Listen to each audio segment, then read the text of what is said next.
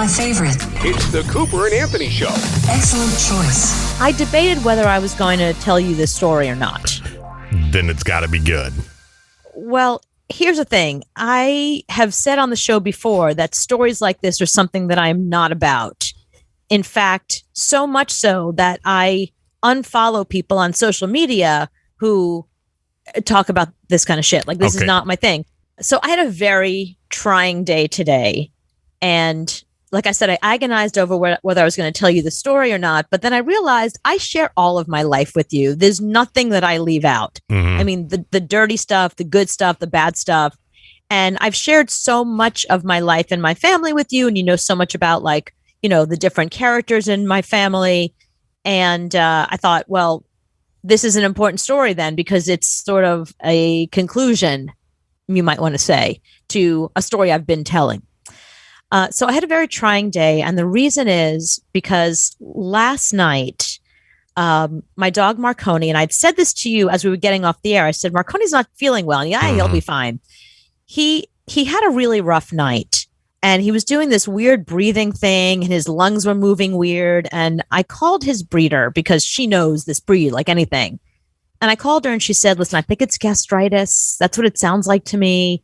Give him some kaopectate. And shove some Pepsid in there, and that'll be fine. He'll be fine.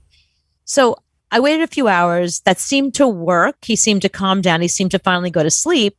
But then my boyfriend didn't wake me for this. Apparently, the dog had a really rough night, and he had terrible diarrhea.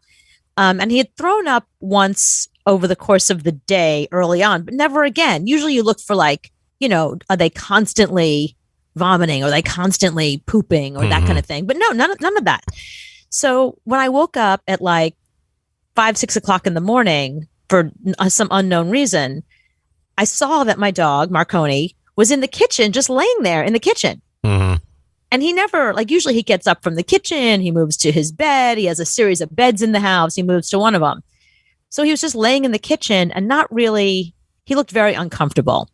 So I stayed with him and I pet him, and I tried to feed him. He wasn't hungry at all, but he did want water. So I thought, oh God, some medication we have him on did something to his kidneys. So I call the vet first thing in the morning, and the vet's like, you know, that does sound like something. Why don't you bring him in? So I get my mom's car, and we drive all the way up to the vet. I live downtown. The vet's all the way uptown. Best vet in the city. I will go anywhere for this guy. Drive all the way up there, and I drop him off, and they said, can you leave him here for the day? We're going to take a look at him and examine him, and then we'll call you and you can come back and get him, or whatever the prognosis is, we'll let you know. The vet calls almost immediately and says, I found fluid around his lungs, and I was able to take out about 1 liter and 1.5 liters of fluid, but he still has more. Let me see what this fluid is. And then when I figure that out, I'll let you know what's next.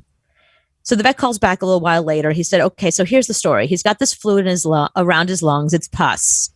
And you need to take him over to the only ICU hospital that he recognizes that is a good hospital here in the city, called Animal Medical. Take him to their ICU. I've already called them. They know he's coming. But I just want to tell you ahead of time, what they're going to do is, he's going to have all these tubes in him. It's going to be scary to look at him, but it's only going to be for anywhere from 3-4 days to a week. Oh, my God. Yeah. And they monitor him 24/7. It's an ICU, but just know that it's very expensive. I said, what's very expensive? He said, this is going to run you between $15,000 and $20,000. I said, well, I have pet insurance. And he said, okay, well, call them and see what they're going to cover. And then you can make that decision. But he's like, if there was no money involved, would you then go do this? And I said, well, what do you advise? And then he told me, he said, Marconi's had pneumonia a couple of times.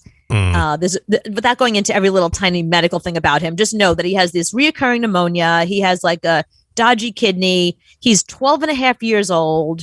You know, there's a lot of things about him that moving forward, he's got arthritis. He doesn't walk very well anymore. So the vet said to me, the other option is you can put him down. No. And I was shocked. I was like, wait, we're there? Like, literally, he was running around yesterday morning. We were squeaking toys and playing. And now the next day, we're having the conversation about putting him down. Are you kidding me? So he said, isn't this amazing? Like, this is so Sophie's choice. It's like this a $20,000 operation or put your dog down.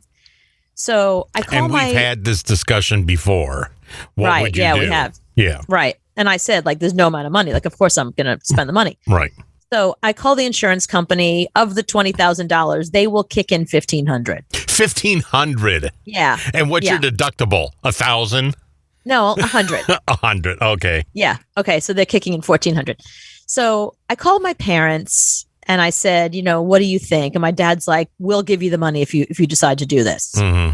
And it's a lot to borrow. That's a lot of money. I don't even know if I can ever pay them back or when I would pay them back. Like, this is wedding money. I mean, I have friends that have had weddings for less than $20,000. But we're not at the hospital yet, so we don't know for sure they're going to have to do all this.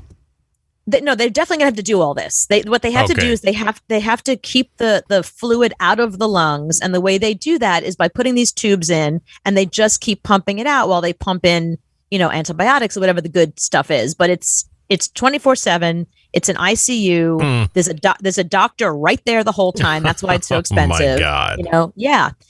So I'm asking everybody I know. I'm asking the dog's breeder. We had a friend who's a vet in the neighborhood, who's very well respected. We asked his opinion. Is it time? I mean, do I make this decision to put my 12-and-a-half-year-old dog down? Or do I spend $20,000 on this operation? And the vet was like, if you're going to do the ICU, you need to come get him right now and take him over there. Like, this is a time sensitive thing. You don't have days. You got to, a couple hours at most. They said, we have him in an oxygen tank and we have him sedated and we have him on oxygen. He's okay for now, but tick-tock. So we drive up there and we still don't know what we're doing. We have no decision that we've made yet. We're in the car driving to the vet's office to decide to either put our dog down or take him for a $20,000 operation. And we still have no idea what we're doing. Okay. So what is the consensus in the car? What are you guys leaning towards? Well, we're going with both at this point. Like, we're like, so a $20,000 operation does not guarantee. We got back on the phone with the vet. He's very nice and very available to us today. A $20,000 operation, he said, does not guarantee that he could die while he's there at in the ICU. He can get sepsis. I mean, there's so many options. He's 12 and a half. So that's a lot for a dog to be put through, but he could potentially get through it. And then once he does, all these other little things, he will probably get another bout of pneumonia because he has this thing on his trachea, whatever. He's susceptible to pneumonia is the thing you need to know. So, but will he get pneumonia again in a month, in a week, in a year? And if he does, how bad is it going to be? So you've spent $20,000 and your dog can die a week later. So and you don't get your money back. No, you don't get your money back. So we're trying to figure, like, usually when a dog is dying, what the decision is. Like, the dog is whittling away and it's pretty obvious and you probably should have done it months ago. This isn't that. I mean, this all happened very sudden. We literally drove up to the vet's office and still had no idea what we were going to do. We still had not made a decision. My mom said, do the humane thing. You should put him down. My dad said, no way, do everything you can and I will give you the money. So they were no help, The breeder that we spoke to, she said, I think maybe it's time. You should probably put him down. And the vet we spoke to was like, no, animal medical's the best. Like, they're the best there is. Like, you'll take them there and whatever they say they're going to do, they'll do. And he'll be 100% in no time at all. Like, go do that. We're literally at the vet's office, sitting outside, not knowing what we're going to do. Still haven't made a decision. So we decided that we were going to ask to see Marconi. And we thought, let's look in his eyes. If we look in his eyes, it'll be obvious to us if there's a spark of like, hey, guys. And then we'll be like, no, we're totally going to take him and spend the $20,000 and not, whatever. I'll get an OnlyFans if I have to. Like, whatever I got to do to get this money, I'll do it. Or you look in his eyes and he's already gone. We buzz the buzzer and we say, hi, we're here to see Marconi. And they said, Dr. Kaplan, we'll be with you in a minute. Can you just sit down? We'll give you, just sit down outside. We'll be with you in a minute. Mm-hmm. My phone rings. It's my doctor. It's Dr. Kaplan, our amazing vet who has saved Marconi many times over. I mean, the dog should have died like 3 times over the course of his life. But this doctor was like, oh, look at this thing I found. Let's remove it. Now he's alive. Oh, look at this. Take this pill. Now he's alive. This guy's amazing. He called and he was crying. The vet was crying. And he said, Marconi went into cardiac arrest and he died. Are you shitting me? Yeah. Are you shitting me? No. It was amazing. It was like, we still hadn't made the decision. Are we going to put him down? Are we going to try to save his life with $20,000? We weren't sure what we were going to do yet. And it's so fun. It's just I'm not a spiritual person. I'm not one of these, it's not who I am. But if I ever did believe in a higher power, this was the moment that it was like the higher power or the dog, the higher power in the dog made the decision for us. He went into cardiac arrest. They tried to revive him. They couldn't. He died. So the decision was made. And had we not hemmed and hawed, he would have been in the car with us on the way to Animal Medical. And he would have died in the car with us. We wouldn't have known what to do. Are you shitting me? Yeah. That's what happened today. That was my day. But what was really interesting is, he is such a good dog. Like, he's such a good, loving. This is a dog who was a therapy animal for 10 out of his 12 years. I think 11 out of his 12 years, but he was a therapy dog for a very long time. And what's really, I like to talk about him a little bit, just tell you a couple things about him that I thought were really interesting. Look, some dogs are just pets, and that's great. I've had many that are just pets that lay around that do nothing all day. He was a better person as a dog than any of us. He was a therapy animal who visited kids in the hospital that had cancer, that were dying, that had head trauma, kids that were severely depressed because they'd been in the hospital for so long. And I can't tell you how often I heard from the child healthcare workers that they would say, oh my God, Michael hasn't smiled since he's been here. We have never seen him like this. And Michael's like, hey, Marconi, and, happy to see him. When we were at St. Luke's Roosevelt, we had just started out. I didn't know a lot about therapy work. We had just gotten certified and registered and all that kind of stuff. We were still brand new. And somebody had come to us who worked in the hospital and said, can you come to the ICU? And I thought she meant, are you available? What she was asking was, are we allowed? But I didn't know, so I went, yeah, where, when? She took us to the ICU, which is the head trauma department at St. Luke's Roosevelt Hospital. Marconi was like maybe 2 or 3 years old at the time. And there was a man there who had just been through brain surgery. And I guess I've learned since then that when you go through a surgery like that, you need to connect to the world around you before you even start your rehabilitation.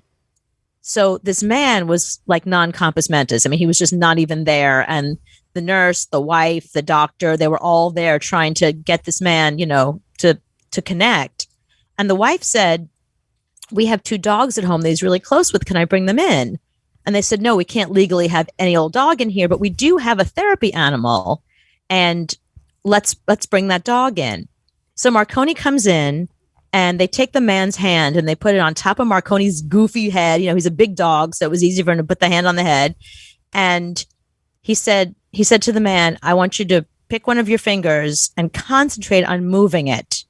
And you could see the man like looking around, trying really hard. And I felt like we were there for hours, but finally this guy's hand just moved and scratched Marconi's head. And Marconi's like, like loving it that the guy's scratching his head. And, they had him do a couple of other commands, like, look at the dog, look down at this beautiful dog. And after that, I found out later that we were not allowed in the ICU. But because it was such a successful moment with a really severe head trauma injury, they started a program that certain dogs, if they were specifically trained, were now allowed in the ICU to work with the head trauma patients. And now they regularly use dogs in these situations because of Marconi. Marconi won a National AKC Therapy Dog of the Year award. He was given the award at the Javits Center. Everybody was there. They brought all the 9/11 dogs and all the 9/11 dogs spawns and and a bunch of fire department and policemen who were there at 9/11. And they stood there saluting Marconi as he was getting his award. It was a really beautiful moment. I've got pictures of it. So this dog was better than any human I know. Mm-hmm. So I feel like I'm sad that he's gone. I can't believe it. But even in death, we know what decision to make. He made the decision for us to make our lives easy, because this is a dog who always made life easy for everyone around him. And here he is again, even in death, making life easy for us. Not easy because we miss him already. It's shocking for us. But, I feel really grateful that I got to live my life for 12 and a half years with this amazing animal, and that I was around. I was on the planet at the same time this animal was on the planet. Right. And that we got to be a family for 12 and a half years. So, although we're still walking around in shock at the house here, we're really grateful that we had him and that he was the guy he was. I mean, I've had a lot of dogs in my life. I've never connected to a guy like that. This guy was a special guy. So, I don't know what to say. I mean, what? I'm blown away. I really don't know what to say here. Yeah, no, I mean, there's not a lot to say. We didn't really tell anybody. I'm not going to post it on any social media. I posted a picture of him today and just wrote like a cute little caption. Right. And people who know, they know why I posted the photo I did of him. But I didn't write like, my dog died today, because I hate that. That's the thing that I hate, which is why I wasn't going to tell you about any of this. I mean, but your dog is so your identity. I mean,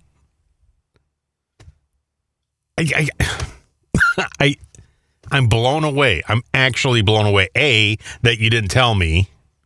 I'm telling you now. I know, but you could tell me before.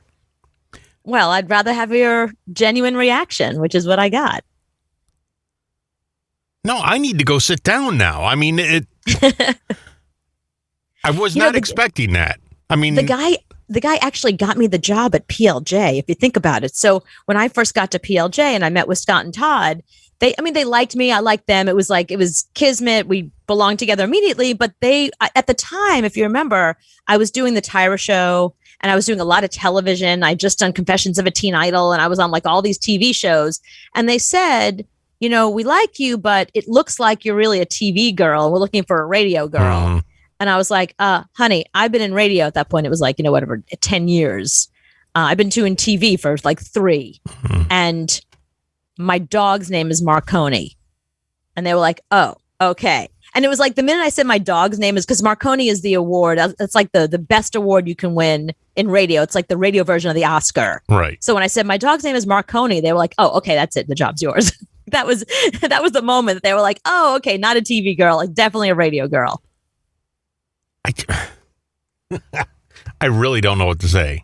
I mean, I knew this day was going to come eventually, because big dogs last 12, 13, 14 years. And that's no, they don't even live that long. That's the whole thing. Like 12 and a half years for like a 96-pound dog, like that's pretty good. I mean. Yeah. So I knew this day would come, but I also thought you would be a complete nightmare. And I think when it hits you, you will be.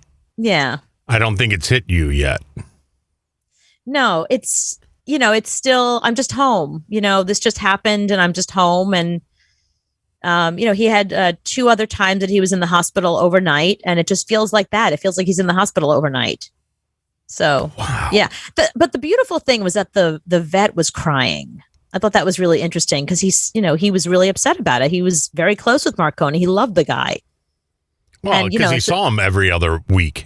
I was going to say, it's a big revenue stream he no longer has. So no wonder he was crying. No, I'm just teasing. He's not one of those kind of guys. He's actually one of these people that like truly loves animals. Like I wish I love animals, but this guy I mean, he's vegan. He's vegan and his pets are vegan.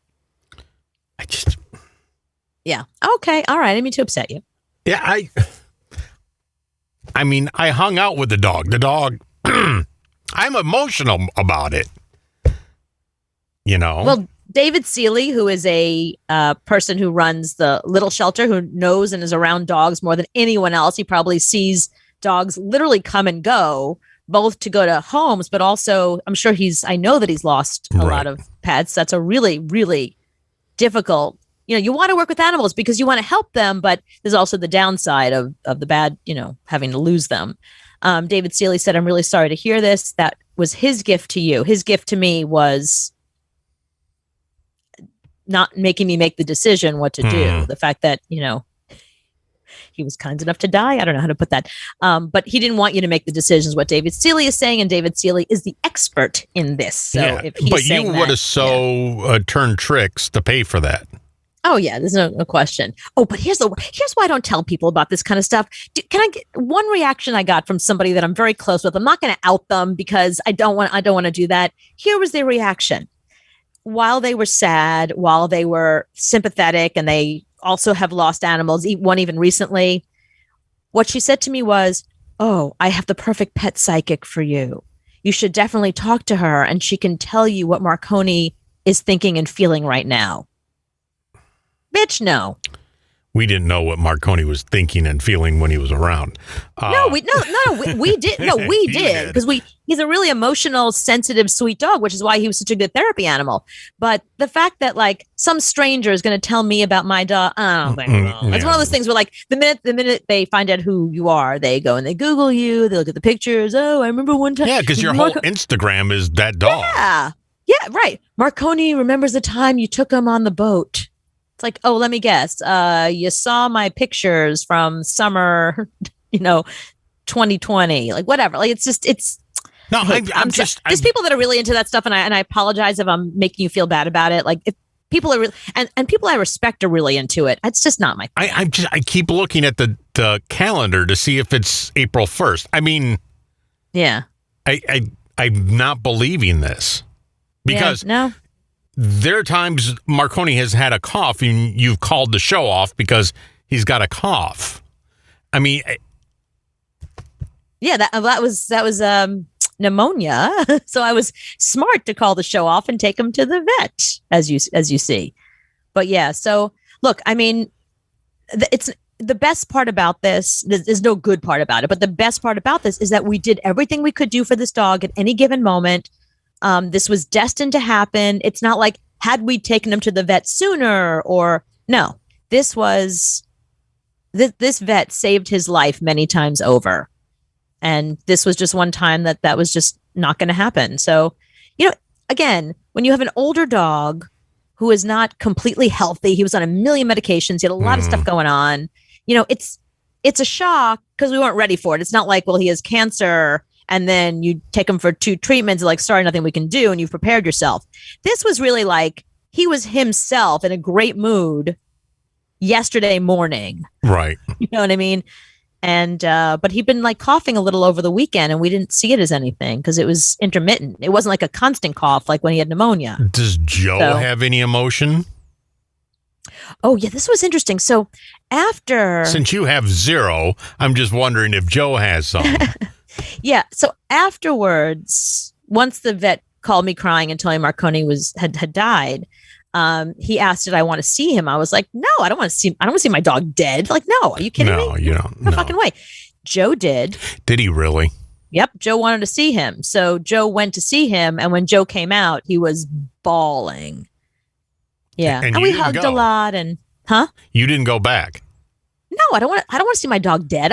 The last thing I remembered was him listen, I had him on the floor of the kitchen all night. I scratched him. I tried to make him happy. We spent time together. That was a goodbye. And then in the car, when the guy came and got him, he was just laying there. I scratched him and I loved him and, scratched his ears like he likes. And I, try to make him comfortable, but he clearly was not feeling well. He was not himself at that point. I have to say, on some level, he was already gone by then. Sure it's not April? No. No, it's October. Hey, I can change the mood right now. Should I change the mood? I don't think you're going to be able to. I mean, it's affecting me a lot. I mean, oh, I played with this dog. I talked to this dog. I hung out with this dog. yeah, the guy loved you. Right. And you'd be in the kitchen cooking. He'd go running in. But see, even that. Okay, so before I change the mood, that was when I was able to walk him everywhere. He and I would go for long walks. We would go through the woods there. He would come running when you cooked. His back legs have been going. He's had arthritis for like a year now. He doesn't walk very well. He doesn't walk very far. He takes like a short walk every day and then comes back to the house. And, the quality of life just wasn't there anyway. The pneumonia, the arthritis. And he was a big dog. I mean, he was a big dog that has a lot of stress on every joint. But right, exactly. So, we gave him a great life. I mean, that guy, we took him on vacation. That guy went everywhere. He went in boats and in water. You took him to get jerked off. Oh, well, okay. Let me tell that story. That's a good one, actually. So, the breed of my dog is Italian Spinoni. And don't get on me about like adopt, don't shop. I had dogs that I literally found on the street and took home. I was a shelter dog girl forever. No, okay? you wanted this type of dog before you even had. Right. You had a name for this dog and what kind of dog he was before you even got him. Right. I was, whatever station I was working at, whatever we were doing, I went to Westminster Kennel Club and our good friend David Fry was there and we walked around and looked at dogs together. I fell in love with the Spinoni immediately and I was like, I want one of those. And he said, you should get a standard poodle. And I was like, yeah, no, I'm getting a Spinoni. So that's how I ended up. I just fell in love with this breed. I've always been a shelter girl, but I just fell in love with this breed, had to have one. But because this breed is a relatively rare breed, my breeder is one of the best breeders in the country. They were at Westminster. She bred out. This breed tends to have doggy Parkinson's. She bred this out of her line. Because Spinonis were like dropping dead at 6-7 years old, or from Parkinson's. She bred that out. That was gone. So because that's kind of a rare thing and is such a good hardy stock, there are several universities around the country, Cornell being one of them, that they actually have breeding programs for all animals, or like animal husbandry. They got horse breeders there, they got the cow breeders there, and they have dog breeders. So my breeder had a very good relationship with a couple different universities, Cornell being one of them. And they said, would you want to donate some of your dog's fantastic sperm? So we can study it, and we can study how to get this out of this breed and how we can maybe get Parkinson's out of dogs in general. And, it's a research situation. So I was like, how bad can that be? So I asked my best friend, who at the time was married to a man that he was not, the relationship was on its way out. But they thought, let's save the relationship because the husband had gone to Cornell. So we thought, okay, well, let's the three of us go to Cornell. So there's my best friend is driving because I don't drive.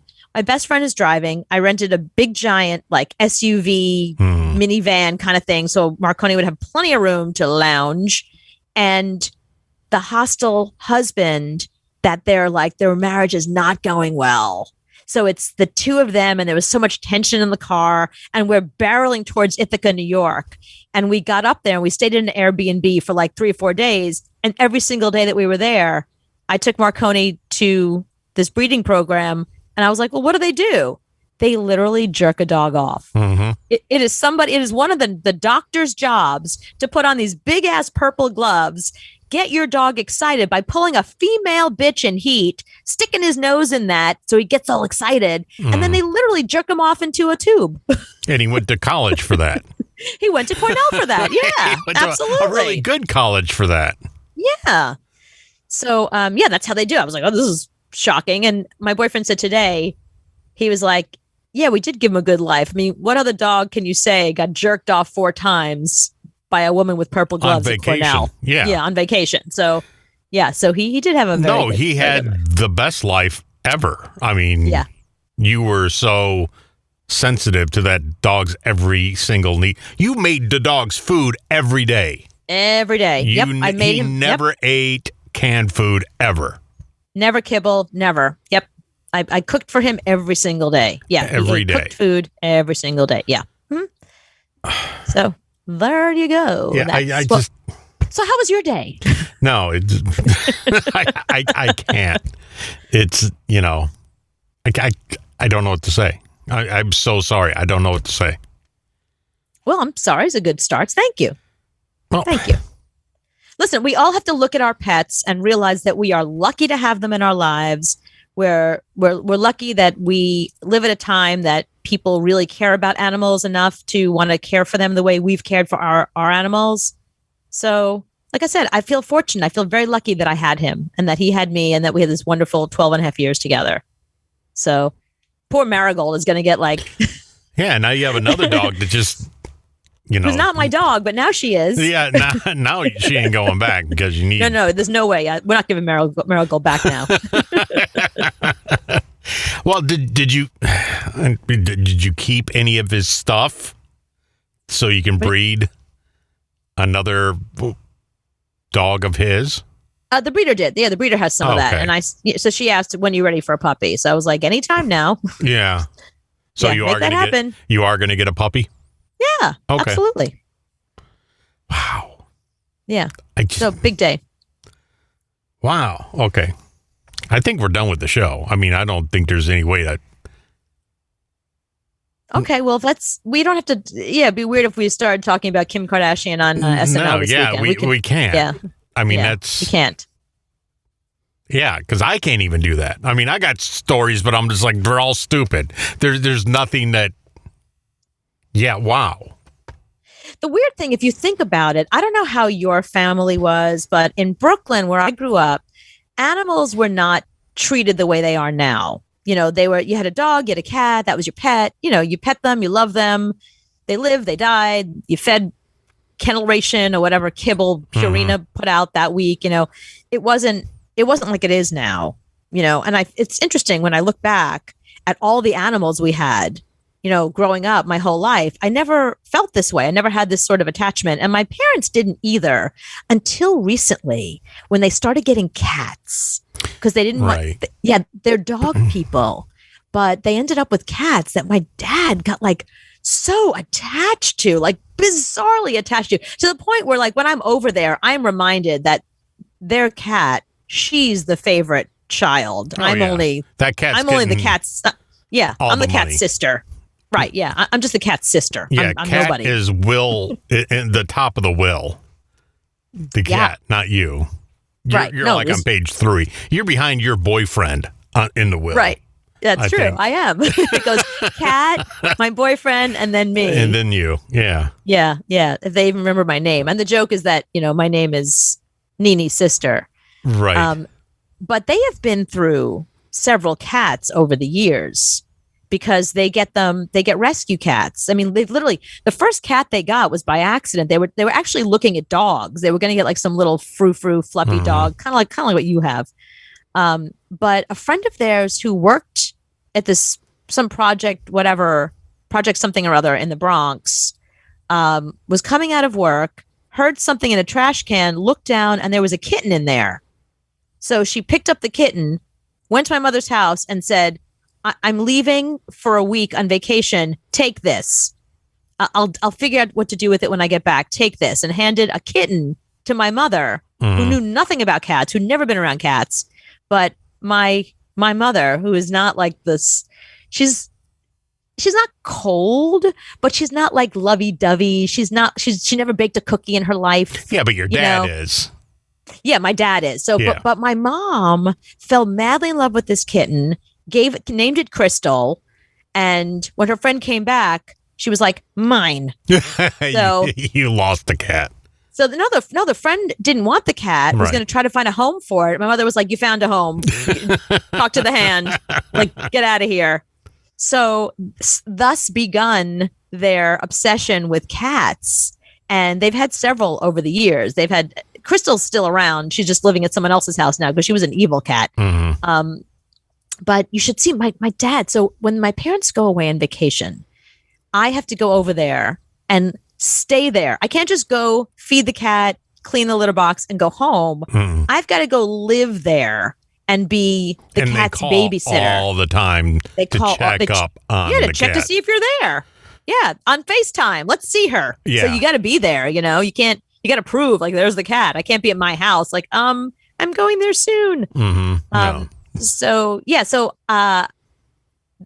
they've had two cats. One of them used to wake me every morning at about 4 or 5 o'clock in the morning. She would stomp all over me because she wanted food. And then she would do this thing that I call the morning meeting, where she would go get all of her little mice and she would line them up in front of the door as if like, if I give you these mice, you'll give me food. You'll feed me. Yeah. Yeah, you'll feed me. So she would have a morning meeting and then I'd be up at 4 o'clock in the morning because that's when my dad feeds that stupid cat. Oh, God. And it's one of those things where now when they go away, I don't just get like a note. I get 4 pages of, if she meows like this, meow, she wants to be pet. If she meows like this, meow, she wants water. Like they for some reason they've decided, they've interpreted every single meow. If she moves her body like this, it means she has to poo. If she moves her body like that, it means she wants to cuddle. Like it's this big long list of every little machination of this cat's life. And insane. So, and I remember one of their past cats when it died when they were away on vacation. And I mean, I could hear my mom called to tell me, I heard my dad wailing in the background. Like he didn't cry that much when his parents died. Right. You know what I mean? But when he'd heard the cat died, I was like, medicate that man. Yeah, you're usually happy when a cat dies. Finally, I'm having some relief here. God, I've been waiting so long. These cats live to 20 years old. It's crazy.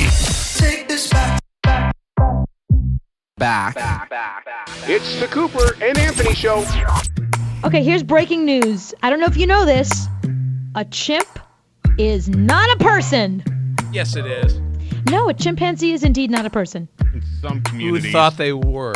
Well, in Australia. Oh, they're always drunk there. What do they know? It's true. Here's what happened. They got kangaroos running around like squirrels. So this guy's got a very human name. His name is Matthew Heisel Pan. Pan as in chimpanzee. Okay. He's having trouble getting his day in court. Animal rights activists are campaigning to get Pan, who's 26 years old. He's a chimpanzee. They're trying to get him legally declared as a person. And the reason is because they're worried that the shelter caring for him right now might close. And if they get him declared as a person, they can get him a guardian. So that way his interests can be provided for, because that's the whole idea here. So he's got a lawyer, of course. Right. Activists want to ensure that the apes don't wind up homeless if the shelter closes. Their upkeep is $6,800 a month. Donors have offered to help, but there's a catch. Under the law, only a person can receive personal gifts. So if they can get Pan declared, word personal, right? Personal gifts. They're not chimpanzeal gifts. Well, they're hoping they can get Matthew some personhood, so that people can take care of him. So that's what's going on there. And the pictures of him, he's looking very pensive.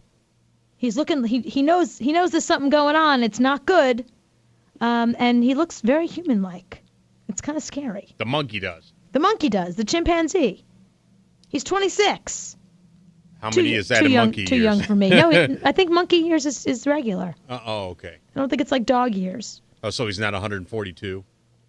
No. Oh, okay. Has he been in any Clint Eastwood movies? Not this one. Is he in those monkey commercials where they talk with the mouth like that? Yes, and because he wasn't a person, his agent stole all his money. Oh, okay. So that's the other reason he's in court. But I'm telling you, if you look at these pictures, it's really bizarre. Because the different faces he's making, it's sort of like he knows what's going on and he's reacting to it. He can't talk, but his facial expressions Well, you thought when you had a dog, your dog was part human. Well, my dog was part human. Yeah, his name was Mr. Dog. Yeah. Mr. Dog. Mr. Dog was part human. How? Mr. Dog. Oh, well. First of all, Mr. Dog had a little bit of an attitude when people came over that he didn't like. He would sit there with his paws crossed and look at them like, I don't think I have time for this silly human stuff that you're doing. You are below me. You are beneath me. Right. You may kiss the paw and then go. Fetch me a bone. You may scratch the bum and then you may leave. Right. But he did. He really did. He had that and we like to go to the park more than he did So he'd be sitting on the couch, and we'd be like, come on, we're going to the park, Mr. Dog. And he would look at us like, you go to the park. I don't think so. And you knew that's what he was thinking, because as soon as we got back from the park, he would look up at us. He would look at us in a mean sort of way, like, I'm exhausted now. Are you happy? And he would plop down and just snore. He wouldn't even be like asleep. He'd be unconscious. He had 2 speeds, completely awake and unconscious. And it was very human-like of him. Mm-hmm. And our dogs that we had before that, we had a Siberian Husky that when my mom went to Africa for like a month and left the dog with a caretaker, and the dog was really, really mad at her. When she came back from Africa, the dog wasn't talking to her. She'd walk into the room, the dog would walk out. You know, she would be like, come on, you can come on the bed. And the dog would be like, me on your bed? I don't even want to know you. My master went to Africa and all I got was a lousy T-shirt. Right. Maybe that's it. Maybe my mom didn't bring back good enough souvenirs for her. But sometimes, I mean, there's stuff that dogs do. Come on, what human thing does your pet do that you swear they're part human? 877-6-Cooper. Well, my cat, we'll go to cats now. Okay. When the cat sleeps on the bed, the arms will be, or it's a paws. Yeah. The hoof. The hoof, yeah. The hoof.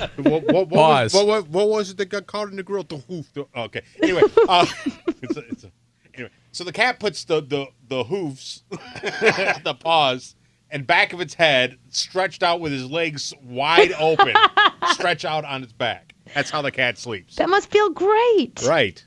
I sleep like that. And it's weird when you look at that, because you're like, you want to lay down right next to him in that position and be like, yeah, right. That is good. I could spend my whole life in that position. I like that. Mm-hmm. I see why. You know what? I mean, I don't know if you're part human or I'm part cat. Right, but I think that looks comfortable. But you've never seen a cat lay on its back with his legs up and his legs out, just spread. No, never. Right. Never. Absolutely never. So. Yeah, no, I think animals, if they hang out with us long enough, it's that pack mentality, you know? If they hang out with us long enough, I think they start to pick up some of our traits, and, you know, quite frankly, we start to pick up some of theirs, don't we? Right. I mean, Sean Lee has to rub my belly. When I come home from work, I lay down and make him rub my belly. Ew. What? Shannon, what kind of pet do you have? I have a chow mix. And that is a part of your chow mix that you just swear is part human, right? Well, yeah. My stepdaughter, when he was a puppy, she would dress him up in little doll clothes, and he would allow her to push him around in a little baby stroller. Really? Yeah. You know how most dogs don't like being on their backs and they try to flip and all that. Most dogs would not be having that. No, but he loved it. And when she comes home, he's like right there. He has to sleep in the bed with her. Everywhere she goes, he's right there with her. Because she's a little human, and he probably looks at her and thinks, I think she's little, I'm little. I don't. What's the difference between the two of us? Well, I mean, she doesn't refer to him as her dog. It's her brother. Her brother. Yep. And they act like brother and sister. They do. Everywhere, you know, they fight. But they'll ignore each other for a little bit, but then, you know, it's all good. Oh, I love that. Wow. You know, she just reminded me, I saw the sweetest thing in the park this weekend. And I forgot, I've seen this woman before, and I forgot to tell you about her. She's probably, I'm going to guess 112 years old. Did she hit you? Yeah, did she attack you? No, she didn't attack me, funny enough. Okay. But she has terrible, terrible scoliosis. And she's completely bent all the way over, where like she's looking down, like her regular stance is looking down at her feet. You know what I mean? Mm-hmm. And I've seen her in the park before. She has a cane and she walks, and a few feet in front of her is her dog companion. And the dog is a mix of some kind of big, furry, hairy, kind of like maybe a Keishan. Or a Chad. A Chad. It's probably about 95 pounds. It's got some German Shepherd in it, but it's like some kind of mix. And this dog and I always see them in the park together. The dog will be a little bit in front of her. It'll stop, turn around, look at her, like, everything okay over there? You coming? And she'll stop and look up at the dog, and they'll look at each other for a second, like, I'm good, you good? Yeah, okay, we're cool then. Like, they check up on each other. Mm-hmm. And she's walking very slowly because she can only see her feet. You know, the dog obviously can walk as fast as dogs want to walk, but he particularly walks very slowly because I think the roles have been reversed here. Even though he can't actually work the can opener, he does seem to be in charge. He's the pack leader. He's actually taken her for a walk. He's taken her for a walk. And I've seen them before, no matter what the season. I've seen them before in the park walking together. And it's very human-like. They're like an old married couple. They're like what Sean Lee and I look at the two of them and think, that's us in a few years. You know what I mean? It's kind of human. Now, Carol, what human thing does your pet do that you swear they're part human? Oh, Cooper, what's up? Love the show. Thank you.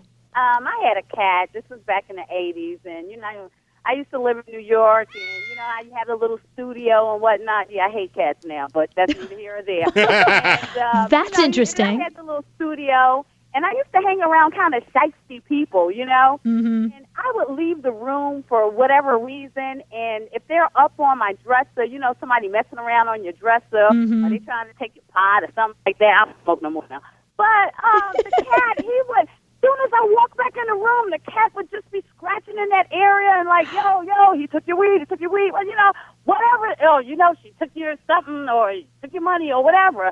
And, you know, after a while, I'm like, why is this cat over here in this corner? Why is she all on my dresser and everything? And I'll go and look on my dresser and, you know, this is after the person has left because they kind of signal to me like, she took something. But, you know, I'm like, I'm all stupid and everything. And then after they leave, I check it out, and I'm like, oh, for sure. You know, it must have gone or something like that. And then eventually, you know, once I caught on and everything, I mean, it was just so funny because every time if someone was just messing around on my dresser or... The cat would tell on them.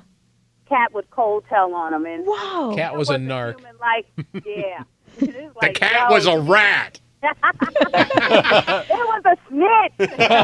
Dirty rat. But see, after that great experience, I'm surprised you don't like cats because cats got your back. Yeah, cats got my back.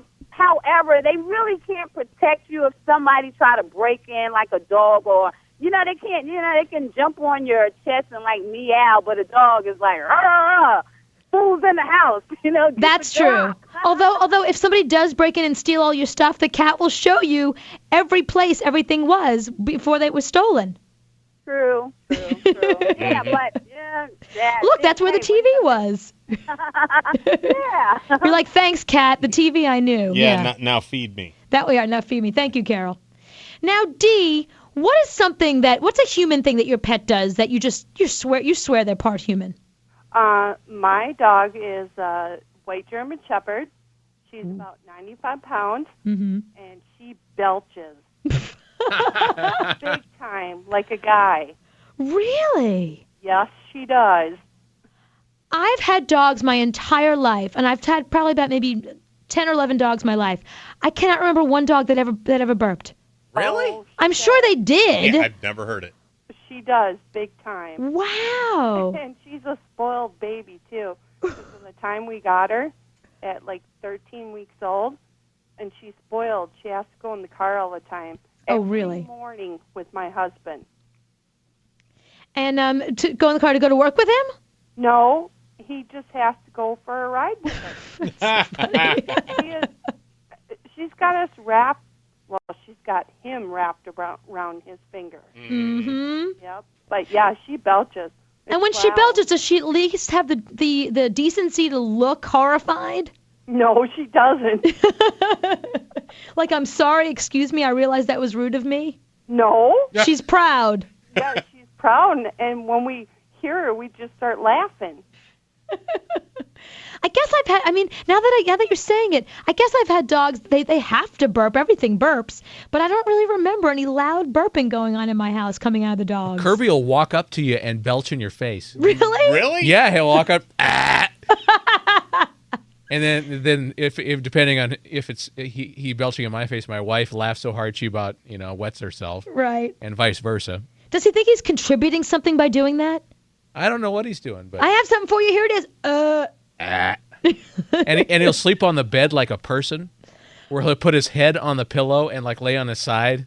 Oh, really? Yeah. Wow, Mr. Thing. Yeah. Now, Rachel, what's a human thing that your pet does that you swear they're part human? Oh, I swear she had a conscience. She Really? Yeah.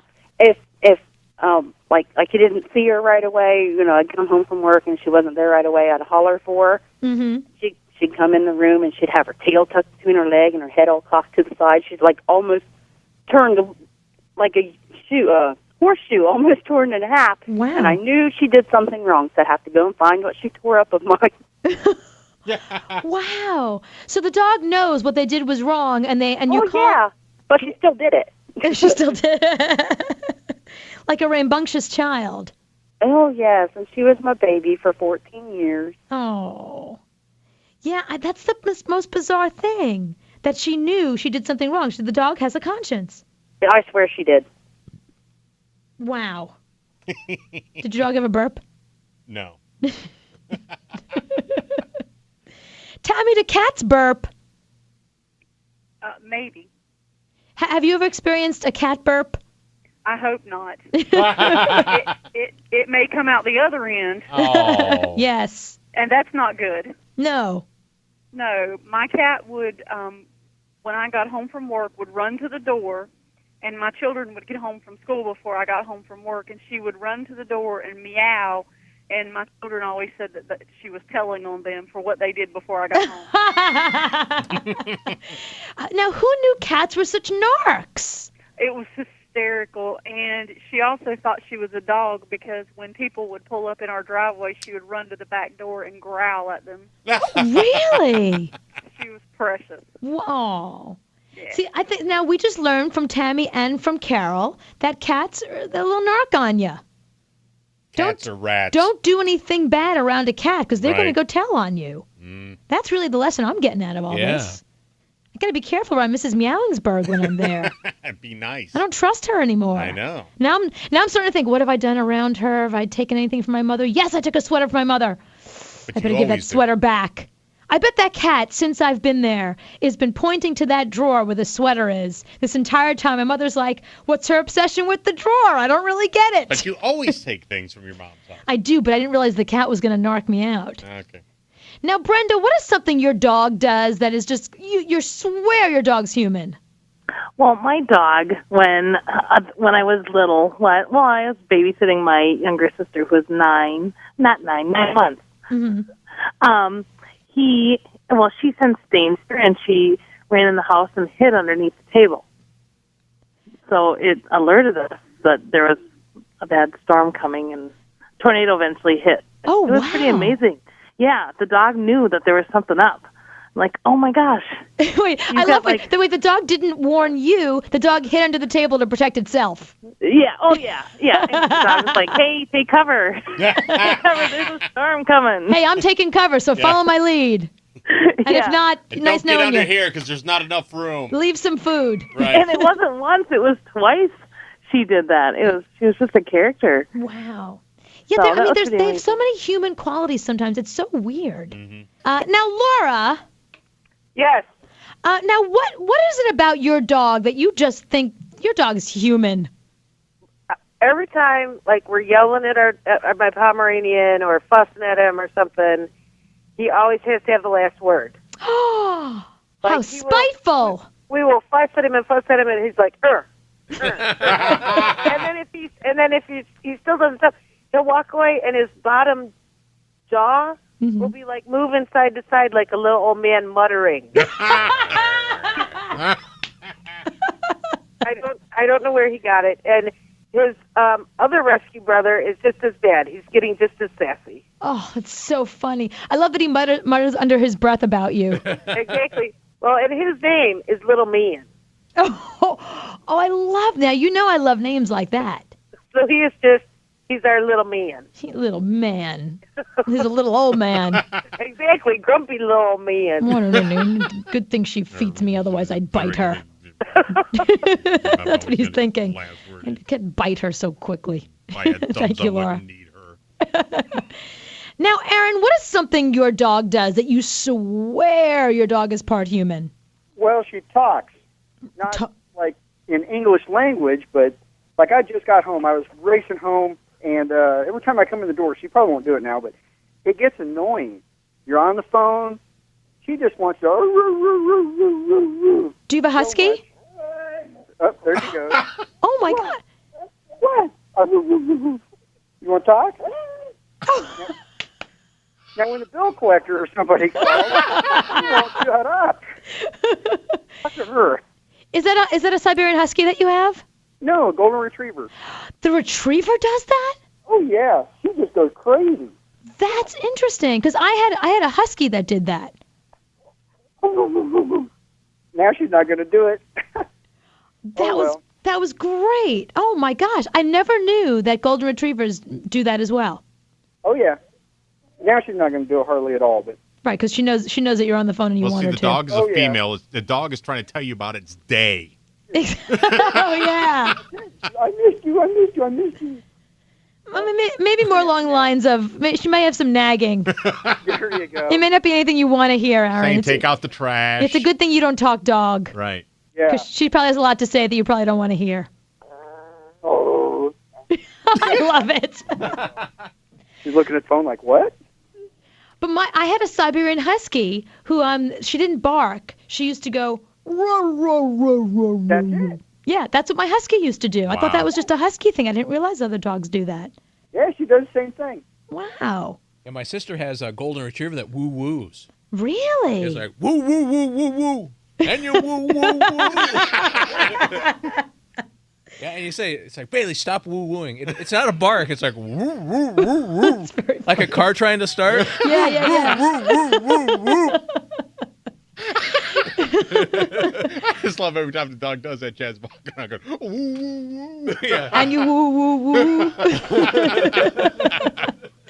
Now, Brett, what is something your dog does that you swear your dog is human? Well, whenever me and my mother start arguing or my dad and mom start arguing, it doesn't really matter whoever raises the tone of their voice, the dog will just get in between us, jump up on whatever item is there, lean its paws on it so it can be as high as possible, look you in the face if you raise the tone of your voice, and just start howling at you. Really? Yeah. So your dog acts as the media. Your dog steps in and says, okay, let me mediate this situation. You, shut up. You, go to your room. He jumps up. He's like, hey, it's cool. It's cool. Calm down. Wow. And has the dog always done this? Did you notice? He's done it since we rescued him, and he is a husky, so he doesn't bark. He howls. That's all he does.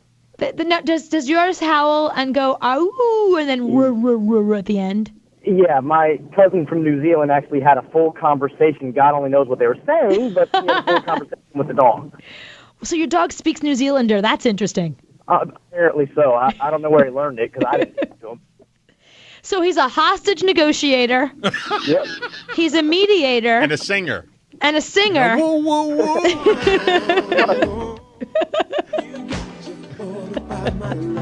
Oh, you know, dogs all over the place are singing along right now. Chad will be. And you woo, woo. Yeah, there's dogs singing along all over the place. Who's this, Billy Ocean? No, Jeffrey Osborne. Oh, Jeffrey Osborne. Yeah. Oh, dogs love Jeffrey Osborne. I wonder if Jeffrey Osborne knew when he was making this song that he was going to be the favorite of dogs nationwide. His dog probably helped him write it. Okay, Fido, I need a hook into the song. There it is. Perfect. And you woo woo woo. That's going to be a hit. They collaborated. Co-written by Fido. Now, Diane, what's a very human thing that your cat does? Well, I used to have a cat that answered the phone. Really? Like Chad does? You mean we could replace Chad with a cat? Is that what you're telling me? Oh, what'd you say? We could replace Chad with a cat? Is that what you're telling me? That means the Cooper Lawrence show. That means what's your name? Now, what would the cat do? The cat would knock the phone over or like meow at it? What would the cat do? Well, it was one of those princess phones that used to be around. This was quite a while ago. and it would ring, and she would just knock it off the receiver, sat on my nightstand, and meow in it. Well, she probably thought it was for her. Well, she might have, yeah, I don't know. And just in case it was for her, because she must have suspected she wasn't getting all of her calls. You weren't giving her all of her messages. Now, the cat might be able to answer your phone, but can it type in your name and what you want to talk about? We could teach I it. don't think so. We could teach it to. Yep. Thank you, You know Diane. the money that we would save? Tens of dollars. Yeah. I could get that bagel I've always wanted. Right. Kirk would actually bring me a cup of coffee every day. If we Every could save day. Tens of dollars a week. True. Now, Michael, what does your cat do that you swear your cat's human? Hey, Michael. Hi. Hey. How are you, ma'am? I'm good, sir. Good, good. My cat weighs 25 pounds and got blue eyes and runs the house. Oh, really? Yeah, when he lays on the bed, he lays on his back with his legs spread wide open. Like he's completely taken the bed over. Yeah, and he's completely naked on his belly. Nothing on the belly at all. He's 25 pounds? Solid white with blue eyes. Oh, wow. Stop feeding that cat. And also, I used to have a cat, used to, feed the kittens, and it was a male. Really? Yeah. No, that's just too weird. That's bizarre. Yeah. Sorry, Michael. That just freaked Anthony out Yeah, way too much. I gotta go. Yeah, he couldn't hear Yeah, that. I can't hear he's that. a little homophobic. Yeah, that's. Now, Crystal. Now, Crystal, what is something your dog does that you swear they're part human? Well, he sleeps with me at night, and he always gets under the covers. And then in the mornings, because I wake up early to run with him, when my alarm goes off, he always hits his head under the pillow. And then Such a guy. Occasionally, I'll pull the covers off of him, and then he'll reach down, grab the covers with his teeth, and pull them back over. No way. Wow. What kind of dog? Yeah, it's pretty funny. And I'll sometimes I'll say, "Come on, it's time to get up," and he'll just kind of look at me, and then he'll go back down. What kind of breed? What breed is he? He's a Lab Shepherd mix. Oh, so sweet. Such a guy. I love it. The minute the alarm goes off, the head goes right under the pillow. Leave me alone. Leave me alone. Hit snooze, for goodness sake. Now, Phil. Yeah. Are there times that you look at your dog and think, who's learning something from who here? Like, this dog is very human. Yeah, this dog. The poor guy has ear infections a lot. Mm-hmm. Yeah. Okay. Oh, I can't. Oh, I heard ear infections and I missed it. I'm sorry, Phil. Yeah, get out of the pool and call us back. Yeah, when you get out of the pool, call us back. You can't swim and We talk can to send us. a man to the moon, but we can't get clear cell phone reception. I know. Isn't that bizarre? Then they can't hear me at McDonald's. In the speaker when I'm trying to order something, like, you can talk to somebody on the space shuttle. I know. If you went to the moon, you can order clear at McDonald's. Right. You should go to the moon and order your food from there. I feel like that's what I'm doing. Now, Amira, what is something that your pet does that you swear they're part human? He used to grieve. He almost died once, actually. Because he grieved so hard, he wouldn't eat. He just sat there, wouldn't go. He would just wet himself from poop where he was. Because we had to give him away. What was he sad about? He missed us. We had to give him away because we're a new apartment. They didn't allow animals. Oh. So we gave him to a family member. We actually moved to take him back. And was he happy after that? Yep. And other times, if he wasn't happy or something, he would just pout. And he would just nibble at his food. But the only time he actually thought he was going to die was when we gave him away. But he wouldn't eat, just sat there and pouted, so he was going to kill himself. See, that doesn't surprise me. Suicide. If I And had thumbs. and they have to do it 9 times. It's quite a process. That's right. They can't just kill themselves once. They got those 8 other lives to deal with. No, you're right. Of course. Thank you, Chad. I forgot about that. 1 down, 8 more to go. Right. 2 down, 7 more to go. That's very funny.